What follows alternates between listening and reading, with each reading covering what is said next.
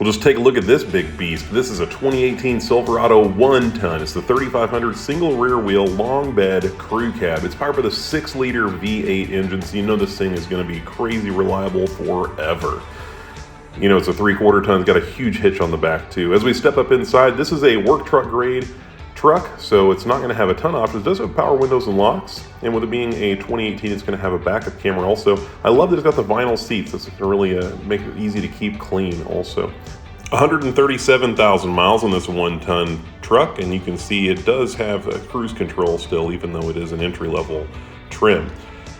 Big screen in the middle. Now, all of the newer ones are having a backup camera, as was a federal law, and you can see there it is right there. So it's got a nice size screen in the dash. Of course, we're rocking Joy FM there too, and of course air conditioning and all that as well. As we climb into the back seat, this is a crew cab pickup truck, so you've got room for, you know, the whole family could come along. Even some cup holders there for the back seat.